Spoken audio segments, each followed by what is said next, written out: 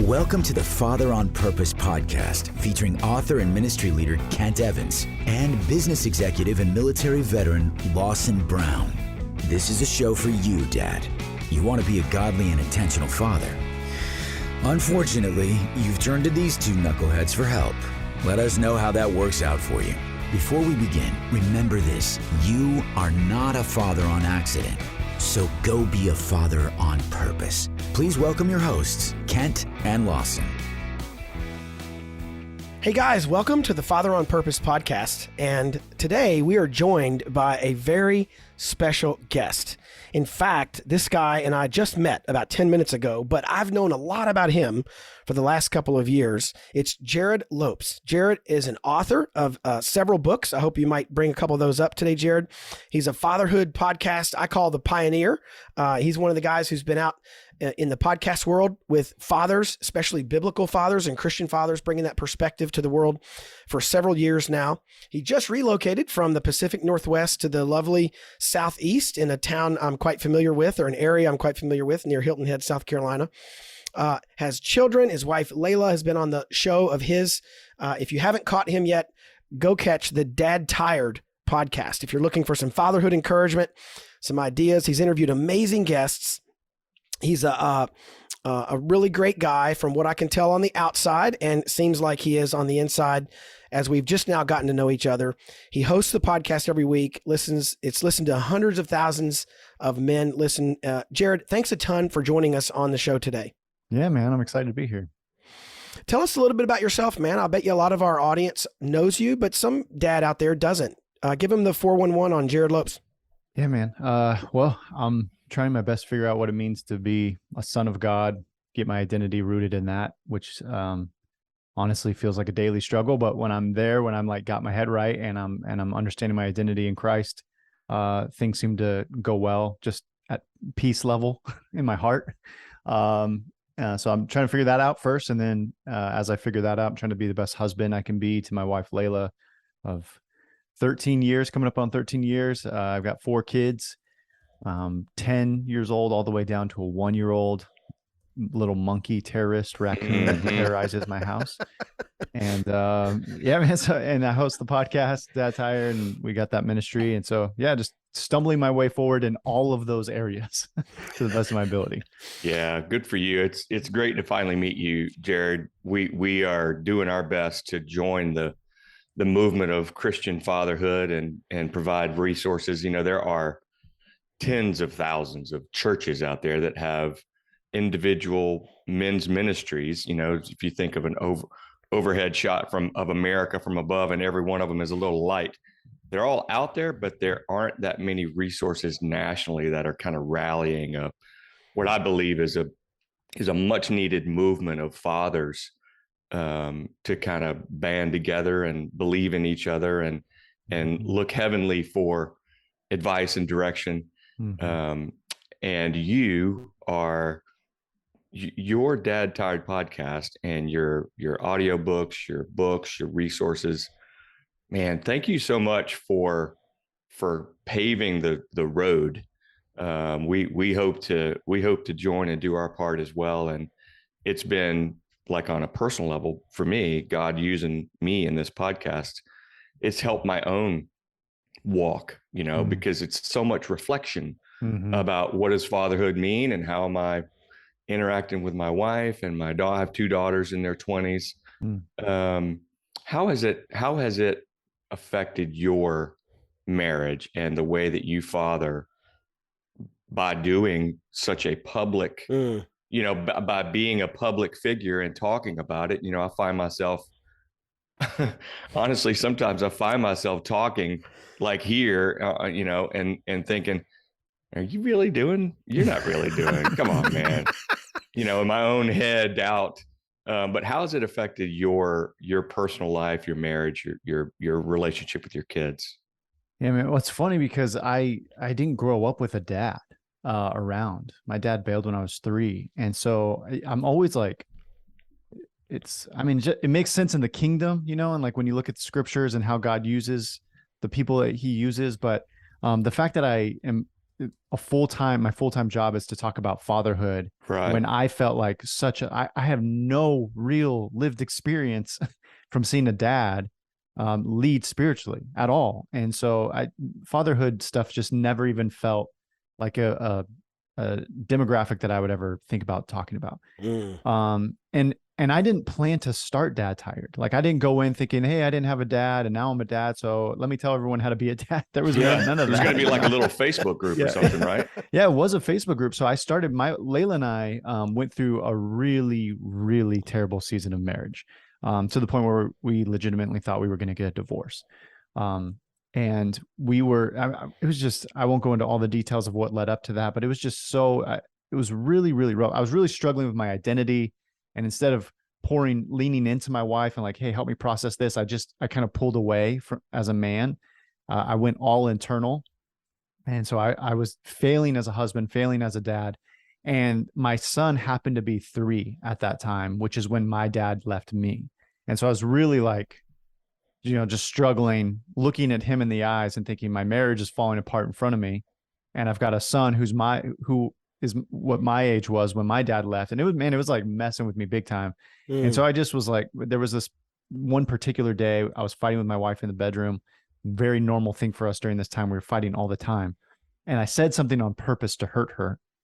And then she looked back at me and she had tears in her eyes. And I thought, oh, I'm winning the argument. That's how dumb and immature I was. I was like, I'm winning this fight. She's crying. And she said, Jerrad, I just want you to know, I've been waking up in the middle of the night. I set my alarm for 2 a.m. and I go out into the living room and I've been praying for you. And I'm praying that God captures your heart again. And dude, what do you say to that? You know what I mean? Wow. You can't really like slam the door, stomp out, it's like, right. Oh, you're praying for me. And now I'm even more, it's like, what do you do? So that was really, the Holy Spirit used that as just his kindness. The Bible says that it's his kindness that leads us to repentance. And it was the kindness of God through my wife and her kindness that really led me to repentance. And so I started going to a counselor. I know I'm giving you a really long ramble answer to a very short question. But it was in that season, I decided like, okay, I'm going to go to a counselor. No dude wants to go to counseling. Like, I don't think I've ever met a guy who's like, yeah, I think counseling sounds fun. To me, it felt like, I already know I suck as a husband and suck as a dad. Why am I going to pay some dude to tell me that I suck at all these things? Right. And so I'm like, but I had to swallow my pride because I'm like, I'm clearly not I can't figure this out on my own. I've got blind spots. And so I didn't want to put my son in the situation. I had a daughter too, but for some reason, God really liked that. I could see me in my son, you know what I mean? And so I'm like, I'm not going to do this to him. And I went to counseling. God started to draw my heart back to his.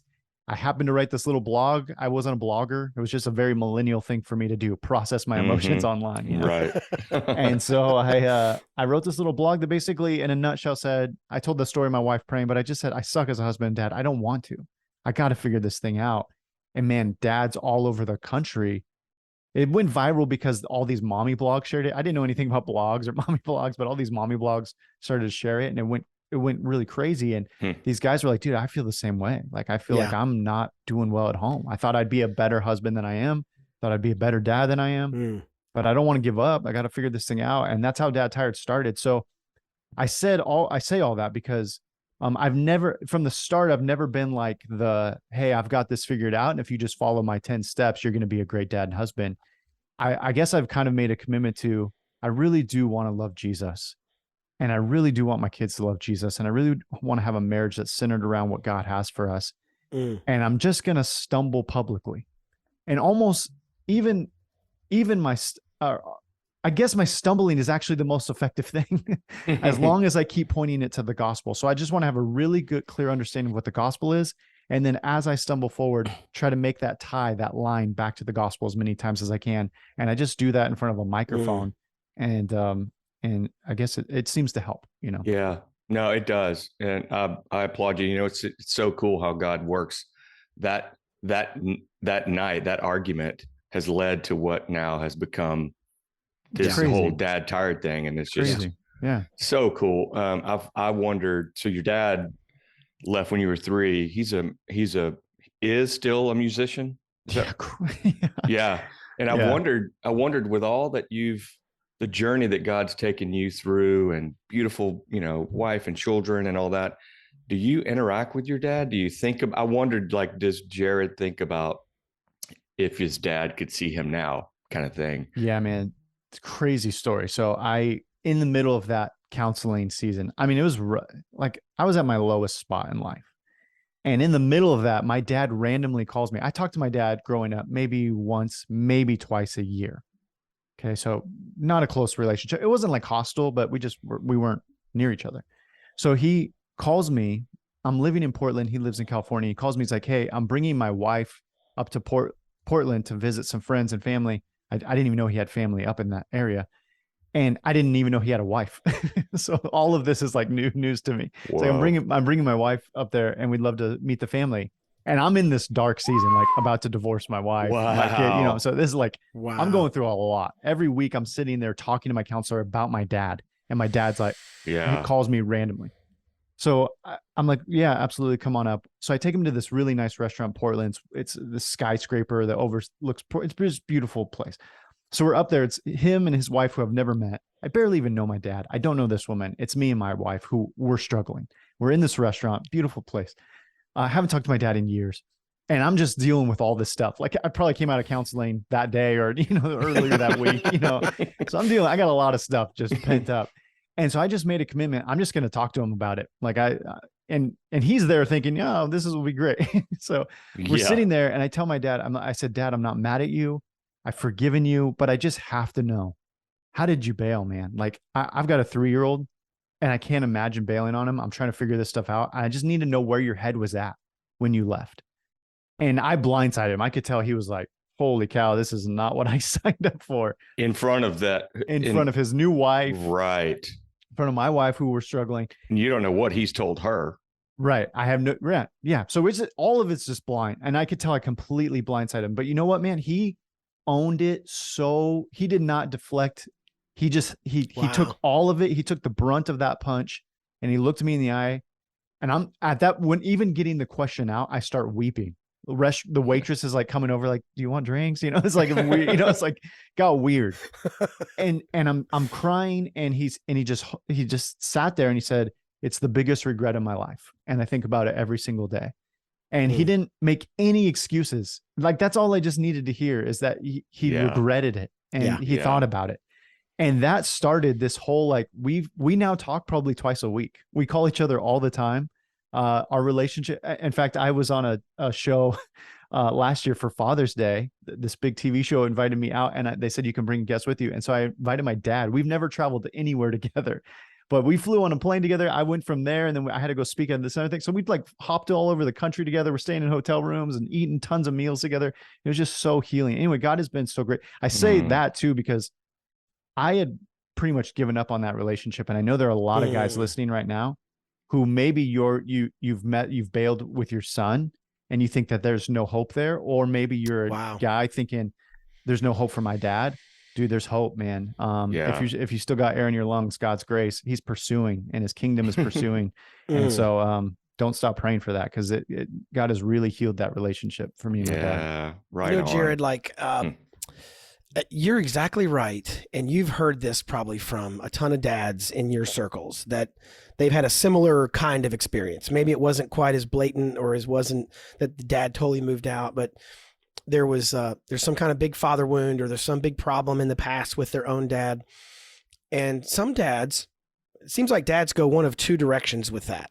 One direction is they go, well, I'm going to try to repair those wounds in some way, or I'm going to be different, or I'm going to double down. And they go a path of productivity, maybe, I don't know, to try to redeem some of that themselves by being a different kind of dad. And then others, and I kind of wonder sometimes, at least my email inbox would say this second group is larger. They feel like they can't figure fatherhood out because they didn't have an example. Like they just kind of go to this hole, not because they choose to. They didn't wake up one morning and go, you know what, since my dad was awful, I'm just going to give up. But mentally, some dads do that. Yeah. Why didn't you? Why did you pick the path of, trying to be a husband and a dad and wanting to do it right? What do you think caused you to pick that path where you go, just because I didn't have the role model I wanted doesn't mean I'm going to give up? Because I know there's a dad listening, and maybe thousands listening to this show, they feel the same way. They feel like because they didn't have a godly role model, there's no hope for them. They can't figure it out. Yeah, well, I don't know if I was just a weird kid, but I really wanted to be a dad because I think the motivation behind it was I just wanted to be to my future kids what I always wanted. I mean, I have a really specific memory of playing basketball in the driveway, and I literally would imagine my dad sitting on the steps of the porch and coaching me as I was playing. Like I would picture, even as I say that, I get emotional because I think about Sure. my son and how sad that is that there are tons of kids out there like that are just longing to have a dad right there. And so I was just like, man, I really, really want a dad. And so I wanted to be that. I wanted to be that kind of dad for my kids one day. And I think wherever you fall in that spectrum for the guys listening, like whether you're like, no, I'm going to be 100 times better than my dad, or like, I'm just so discouraged. I didn't know what this looks like. So I don't even know where to begin. I'm going to just check out, let my wife carry that load. Wherever you fall in that spectrum, most guys, even if they want to be an amazing dad or they're stuck as a dad, like we just still like, even my high motivation to be an amazing dad, I still didn't know how to lead my family to Jesus, which is kind of my thing. Right. So even if your dad was phenomenal or your dad was an ass, if I could say that word, like wherever he was at on the spectrum.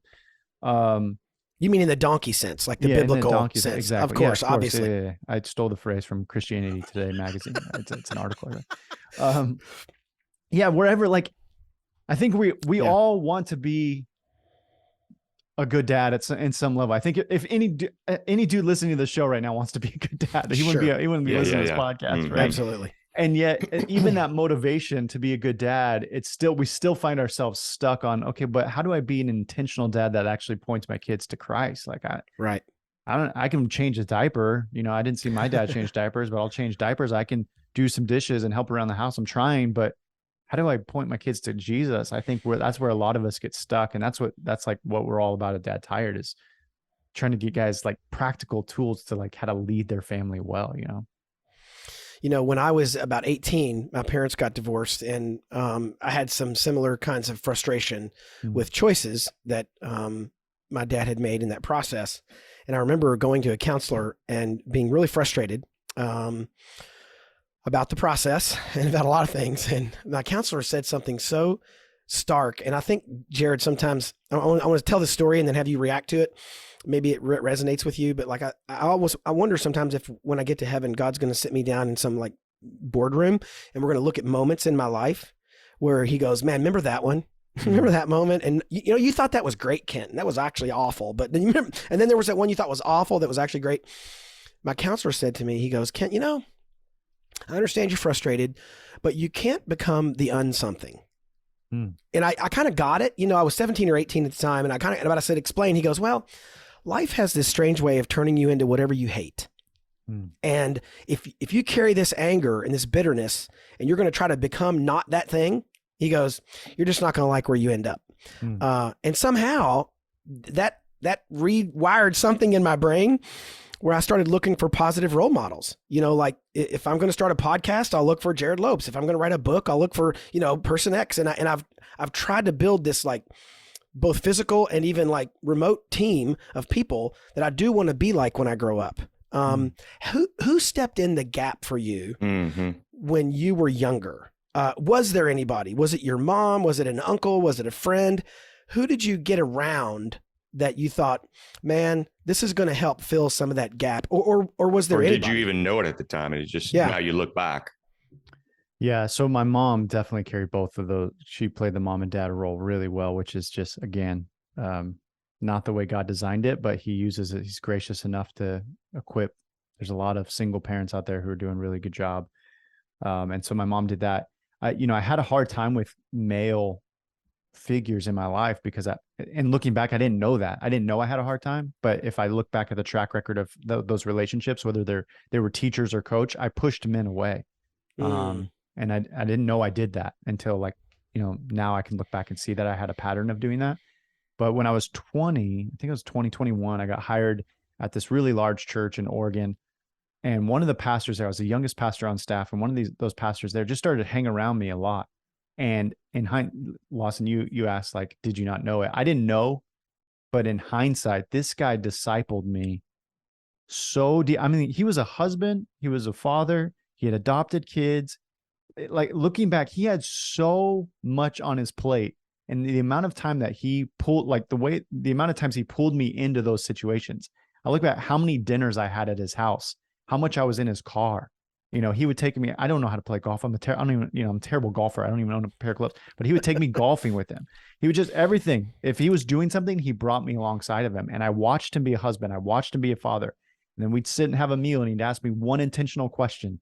And it'd get my wheels spinning. And I think I know for a fact that he was discipling me, because at the end of that, he basically said, now go and do.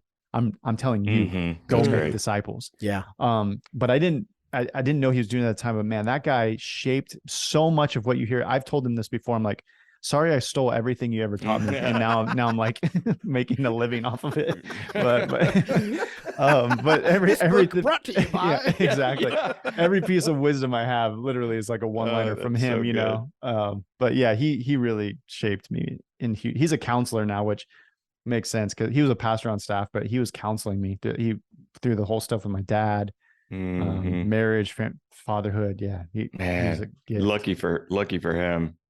And to see what you've, not to sound like a dad, but to see what you've become, you ought to be really proud. I appreciate also how your humility, Kent and I talk, like the last thing we want to do is try to position ourselves as, hey, we've got this fatherhood podcast. And so come here, because that's where all the answers are between the two of us. We've got it all figured out, because we absolutely do not. Yeah. Many times. Do. I do. That's a good balance. Exactly. I bring Lawson along so people can see how you transfer all the knowledge from one person to the other in real time. Speaking of unknown discipleship happening, right? You don't know, Lawson, you're being discipled.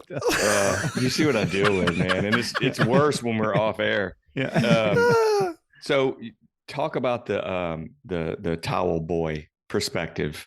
I heard you describe kind of you reflected back on something from your, I guess, teenage years. Yeah. And it stuck with you.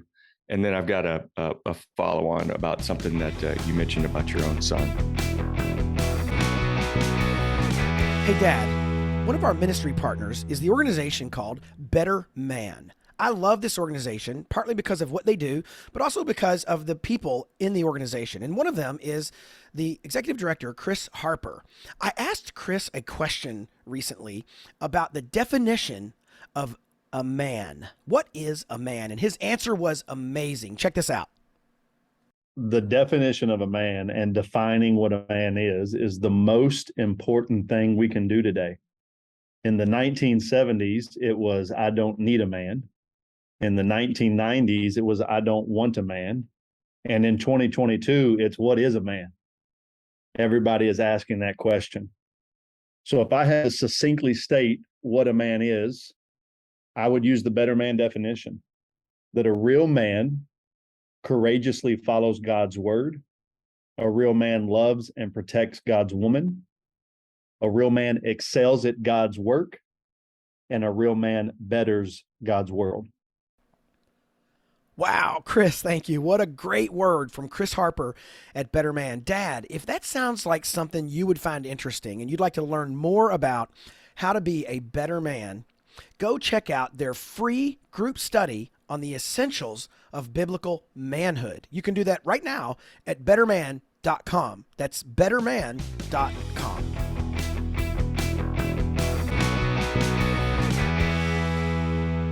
Yeah, the Towel Boy, I think that's the first chapter of the Dad Tired book. Or maybe the second chapter, one of the first ones in there. I used the analogy Towel Boy. And one of my very first jobs, I worked at a gym, and I just, as a teenage boy, I was trying to convince everyone how cool it was that I worked at a gym. But so I tell people I got a job at the gym, and that sounds cool. Right.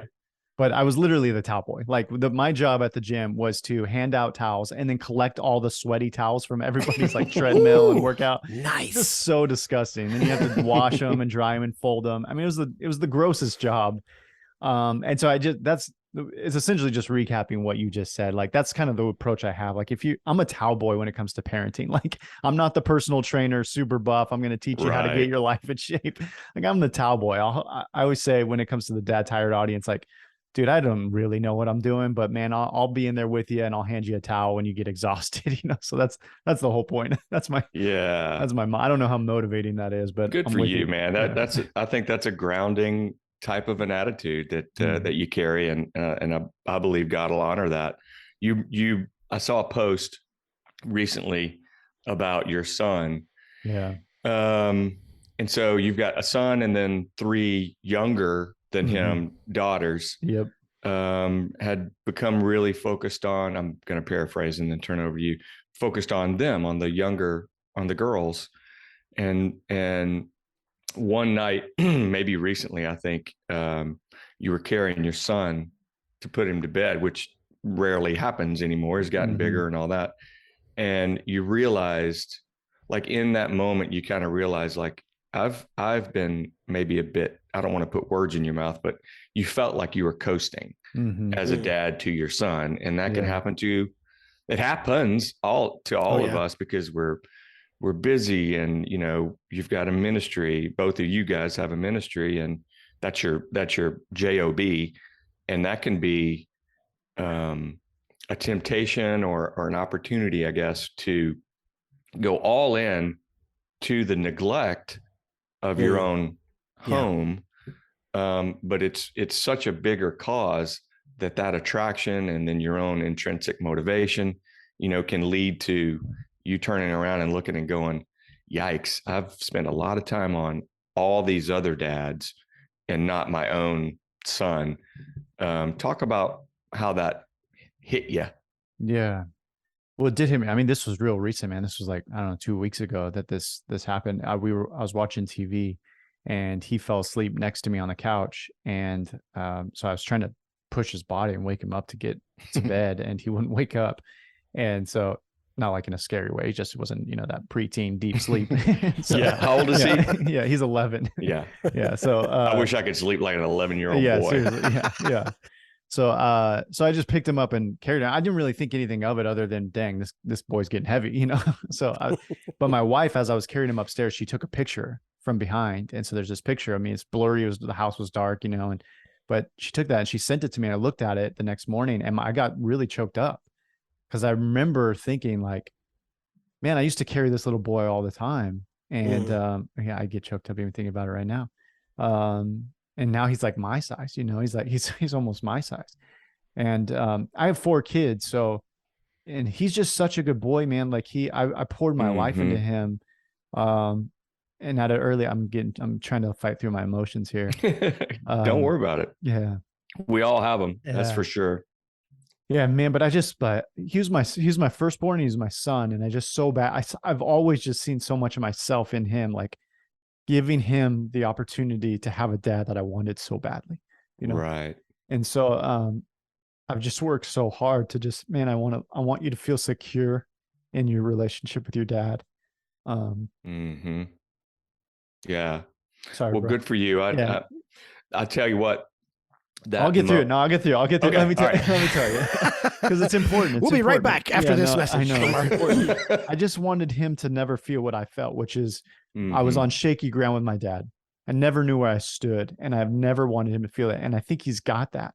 And he's a good boy, and he knows dad loves him. The other day, prime example of this, some kids were making fun of him. In our neighborhood, he was kind of getting bullied, and he came home, and I was asking him about it, and he didn't even seem fazed. He I was checking in on him for 2 days, like, dude, you okay? It's like, I'm good. He was like, and I just remember thinking he's so secure. And I'm like, I just praise God. He knows dad loves him. He doesn't, who cares what these boys think? I'm safe at home. I know God loves me. I know dad. And I was just so thankful because I didn't have that. If I got bullied, when I did get bullied, it messed me up because I didn't know who I was. Right. And we still have men who don't know who they are because dad never told them, here's who you are.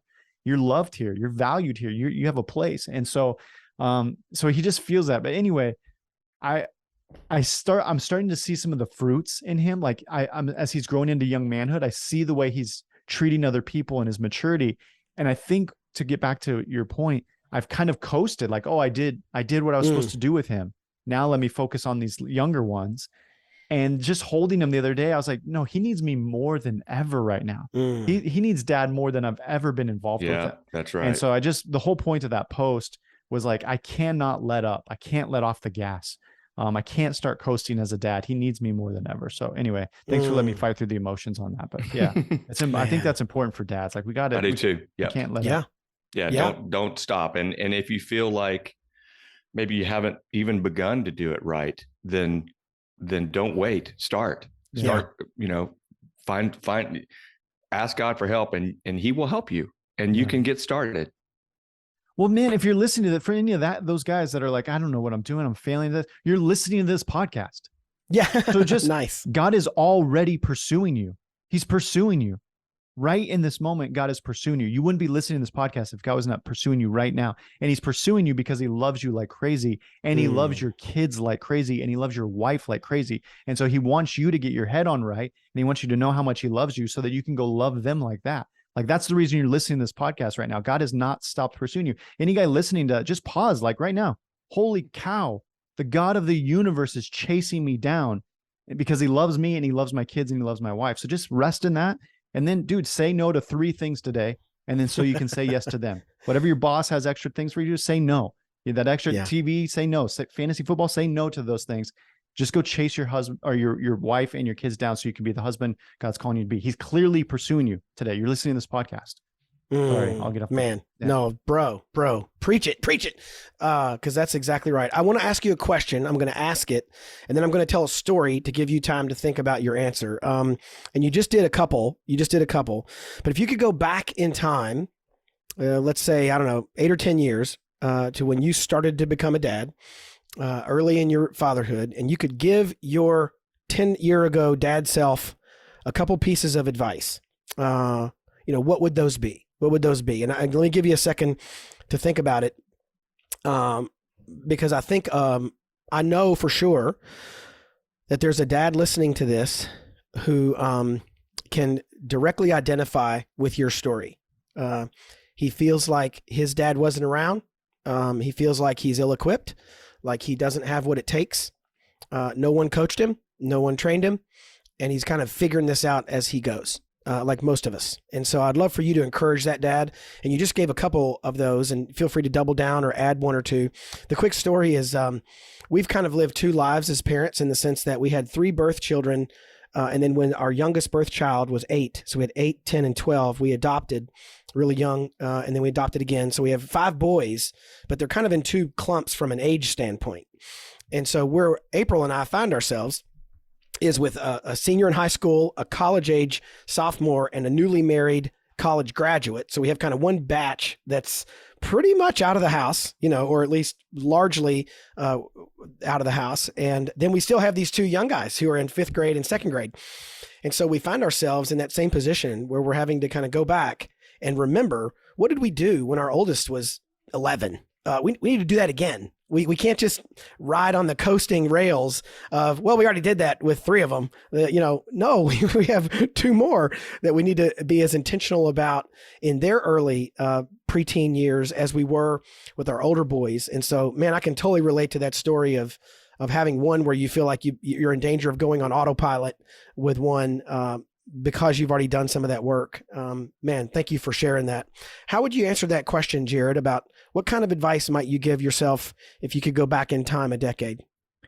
Yeah, well, I'll just to reiterate how much I relate to that. I mean, I'm literally sitting on the bed having like puberty conversations with my 11-year-old son, and like, getting him in all these preteen conversations, and then grabbing my 1-year-old and changing her diaper like within minutes. And there's a 10-year gap. And so, yeah, I feel that.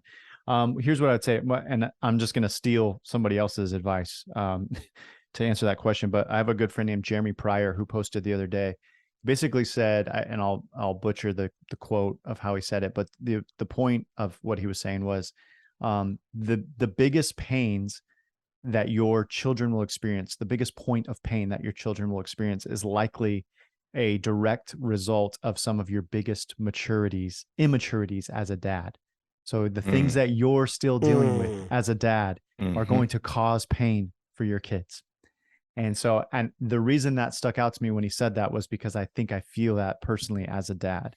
And here's what I would say to myself 10 years ago, like, dude, deal with your pain, deal with the things that you're dealing with, because that is just going to get exponentially harder for your kids.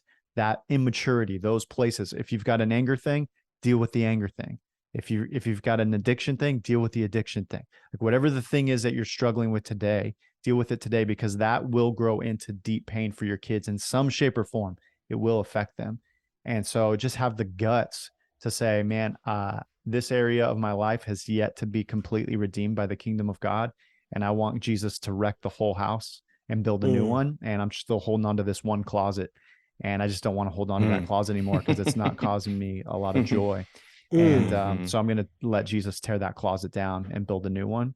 And it's going to be painful, likely, to stare that thing down in the face, to say, man, I really do have a father wound, or I really do have an anger issue. I really do probably drink more than I should. I really should stop watching that. And I've told myself I can, but I can't. Whatever the thing is that you're dealing with, deal with it, so that doesn't become a pain point for your kids. Lawson, if you have a closing thought, be prepared to give it here in a second. I want to spend just a moment before we hop off the show, and I want to mention to any dad listening, if you don't already subscribe to the Dad Tired podcast, you should. I listen to almost every episode that comes out, and I love the show. I love Jerrad's heart. I love him just walking through life and letting us be observers. But also, even though he won't say this out loud, he has discovered some things along the way that make a lot of sense. And while I know he's not an advice-giving machine, there's a lot we can learn from guys like Jerrad. So lean into the Dad Tired podcast. Also, if you have a minute, head over to dadtired.com/lead, LEAD. dadtired.com/lead, LEAD, and check out Dad Tired's family leadership program. Dads need a community of men to grow up. In fact, this morning, my son was asking about his debate topic this year for high school, has to do with serving God and how intrinsically it's connected to being in community. Like, it's almost impossible to serve God on an island all by yourself. I mean, you can, but we had this really fun debate this morning with my 18-year-old son as he's prepping for high school debate on that topic. So Dad, cool. If you're looking for a community, you're going to find it at Dad Tired and the podcast, and you're going to find it at dadtired.com/LEAD. Go check it out. And see if that family leadership program is for you. It probably is. Lawson, closing thought or question? I listened to your audiobook, Dad Tired, the stumbling forward. What do you say? Stumbling ahead, falling forward. Yeah, stumbling your way to spiritual leadership. Yeah.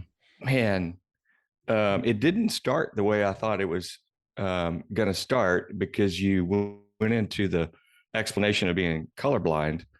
And I was like, I wonder where this thing's going.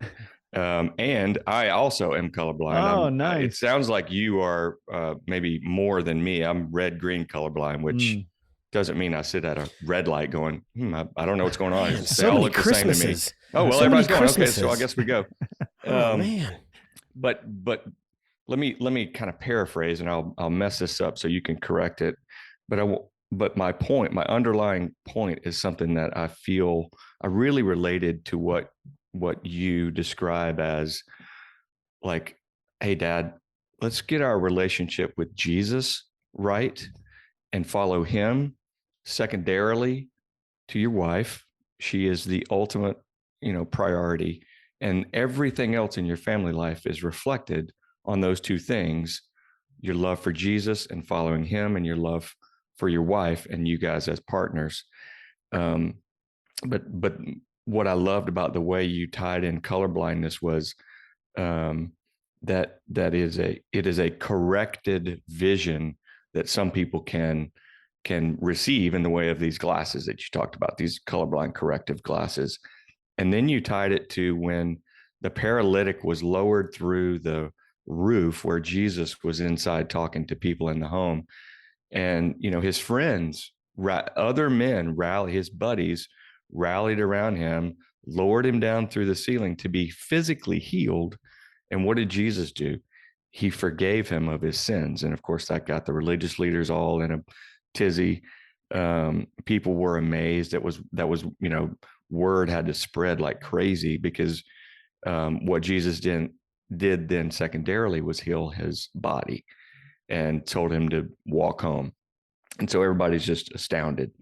But your point was Jesus didn't display something abnormal in the forgiving of his sins and the healing of his body. Jesus displayed what he knows as his always normal. There is no pain. There is no sickness. There is no sin. And so the corrected vision of Jesus here on earth and in our lives is that he is here to make us normal, which is to be seen sinless and to love like he can. Yeah, I'm getting choked up myself, but I don't want to say a light bulb went off in my head, but the way that you opened that up and explained that, and then connected it into the vision of, I want to be a better father and I want to be a better husband. Well, the first step is you and Jesus. Secondarily is you, Jesus, and your wife. And then you bring the kids into that through your marriage and your marriage relationship. Talk about that. Yeah. Well, even you saying that, it's funny, man. I've told my wife this, and it sounds so weird saying this out loud. I don't know if I've ever said it outside to my wife, but there are times where I've read certain things in the book, like the Dad Tired book. I've reread it or said it, or even just hearing you say it, like bring it up. I get emotion. I'm like, dang, that's good. And it's not that it's good because I wrote it. It's just good because it's the gospel. The gospel, like, it doesn't matter you hear it one time or a million times. It's just good every time. And so even just you describing that, I'm like, dang, that's so beautiful. And that's what you just said is just, it's right on. It's that Jesus is giving us, this is how things were meant to be. Like, you think forgiveness is crazy. It's not. Like, this is just the kingdom. Like, you think healing is weird. No, it's just, this is how things are done in my world. I'm showing you how things are meant to be. And people, like, there are a lot of guys listening to this, like, no, marriage is going to suck. It's going to be hard. We're going to just deal with it till I die. That's the weird part. That's not kingdom. So Jesus would say, man, let me give you some glasses. You're colorblind. You're marriage blind. You're kingdom blind. Let me put some glasses on you so you can see this is how things were meant to be. Your marriage actually can be beautiful. And it can be life-giving. You as a dad can be like super engaged and inspiring and lead with vision and see the world change. Like that's normal in the kingdom of God. That's not weird. And so, it has to start with our relationship with Jesus. Listen, when I am deeply connected that I do not deserve God's love, that because of my sin, I deserve wrath and punishment. And yet I woke up today and I'm swimming in the grace and mercy of Jesus. His mercies were brand new this morning. Dude, I don't deserve that. That's why it's called mercy. I do not deserve the mercy that God has shown me today. I deserve his wrath. When I'm connected to that, well, yeah, I can give mercy to my wife. I can give grace to my wife. I'm a more merciful, gracious guy to my wife when I'm connected to my own sin that's been forgiven. Same with patience. God should have bailed on me a long time ago. At any point, he should have said, dude, you're messed up. You know what? I've been patient with you one time, 1,000 times, 1,000,000 times. But listen, Jerrad, you've crossed the line a little too many times, man. Like I'm going to give up on you. And he doesn't. Here I am again. And his mercies are brand new every morning. And so when my kids, don't touch that, don't do that, don't say that one time, 1,000,000 times, over and over and over again, I should say, you know what? I'm out. I'm checking out of this whole fatherhood thing. It's exhausting, but I don't, because I'm connected to God. Hasn't given up on me. He's gracious. He's slow to anger with me. I'm going to be slow to anger with my kids. I'm a better dad. I'm a better husband when I'm connected to the fact that Jesus has saved me and he's showing me mercy every day. Man, Jerrad, I know we've had a great interview when I just enjoy listening and I'm learning as I go. I'm not really thinking about some dad driving down the road or mowing his grass or doing his workout, because I'm just sitting here listening to you and Lawson talking. I've been really blessed by the last half hour, 40 minutes, and I really, really appreciate you coming on the show today. I hope this is the first of many conversations. Yeah, we'd love to have you back. Man, what a great morning it's been to record today. Thank you for joining us at Father on Purpose, and we just continue to pray for and bless the work of your hands and your family. Pray that you'd be guarded and guided. And that dads, if you need some more fatherhood encouragement, go listen to Dad Tired. Jerrad does an amazing job over there. We would love to aim guys that way. And we're grateful for your time today, Jerrad. Thanks for joining us on the show. It's been really fun, you guys. Thank you. I appreciate it.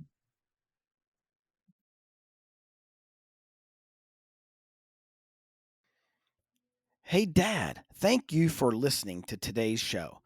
If you found this episode helpful, remember, you can get all the content and show notes at manhoodjourney.org/podcast. And if you really liked it, please consider doing 3 things. Number 1, share this podcast with someone. You can hit the share button in your app, wherever you listen to podcasts, or just call a person up and tell them to listen in.